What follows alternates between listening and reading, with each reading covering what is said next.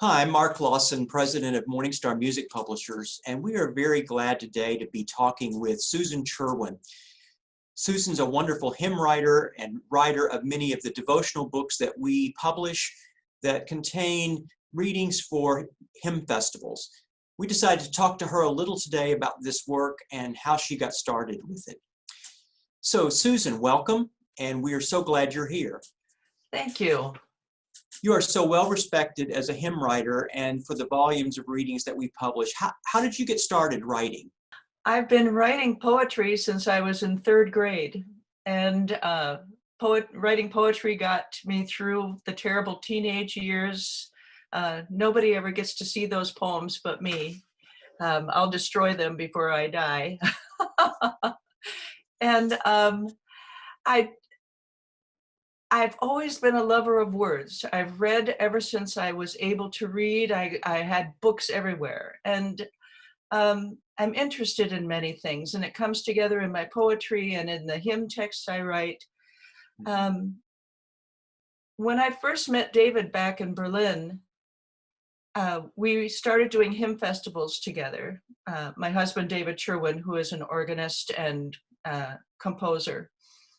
And I used to drag every piece of spiritual literature off of my shelves, and I would surround myself with these books looking for the perfect quote to lead into the hymns in the hymn festival. And it was very frustrating because I often couldn't find exactly what I was looking for. And finally, David said to me, why don't you just try writing your own reflections to lead into the hymns? And so I started doing that, and it just came to me so naturally. It uses my love of words, uses my love of spirituality and my interest in theology, and all the other things I read, science, physics, geology, and I can bring all of those things together to help us enter a hymn text differently, because they often are sung so much that we ignore what they are really saying. And so what I've tried to do is put a different filter or a different lens on what I am writing so that we approach the hymn text in a new way. And that has seemed to use all of my interests and skills in a unique and very satisfying way for me to use my interest in words and writing. And I think I have some innate skill that God gave me that I finally decided to use. I intended to be a musician primarily. I was going to be a singer. I ended up being a writer. Mm-hmm. So many of us that are singers probably should have been writers. No, we need all the singers in the world. So that kind of leads me to my next question. Do you usually start with the hymn first and then let the reading grow out of it, or do you sometimes have thoughts that you want to put on paper and then lead that into a hymn? Which way does it start?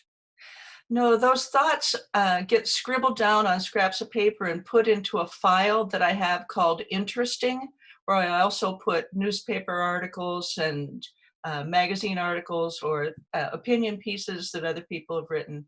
I always start with the hymn text. David always chooses the hymns first, and then I work from those hymns. I never try to impose something that I happen to be recently thinking about onto a hymn text to color or shape the reflection.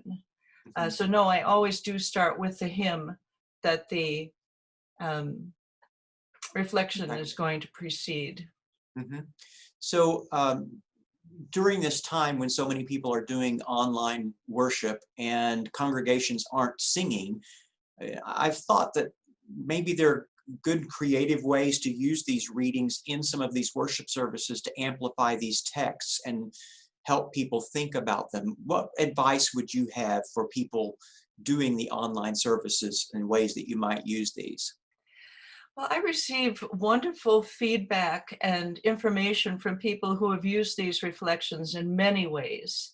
I'm always so touched and honored when they say, oh, we used this to open our church council meeting, or we use this reflection at a funeral or a memorial service, or we use this reflection to begin our choir rehearsal. Or I've just been so pleased and surprised at the number of ways that people have found to use these in worship services and in private devotions, in meetings. They seem to be very versatile. We also receive a lot of permissions from churches wanting to put these in church newsletters, bulletins, just an amazing array of ways that people find to use them.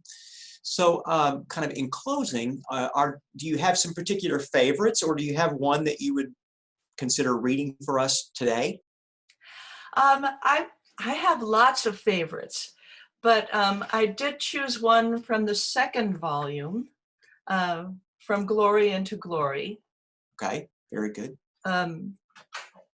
And it is from a hymn festival that is built around Ecclesiastes, to everything there is a season.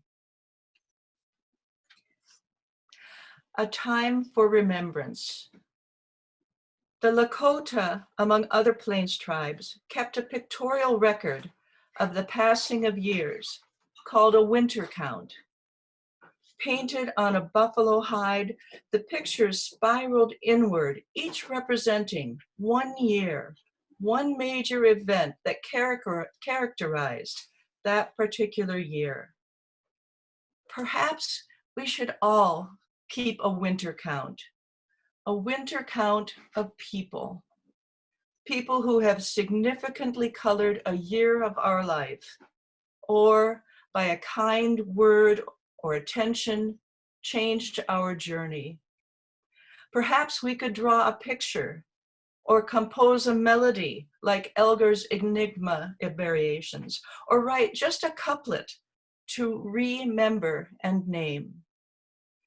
Think of all the people we have encountered and how they are in our bones, and how their voices are in our ears, and how their kindness broadened our center.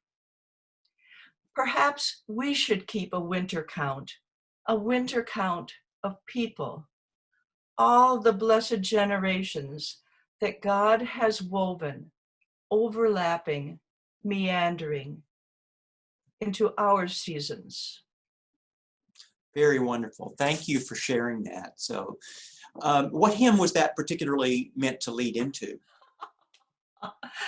Well, I'd have to look it up, actually. Okay, that's fine. In the index. Yes, I should say there's an index in the back of each book that talks about where the readings were originally meant to be used, but you can find that many of these readings are applicable to so many different hymns. And if you want to find these books on our website, I would encourage you to go to the books section and find Susan's name on the left-hand side under authors, and you will find the complete listing of these books.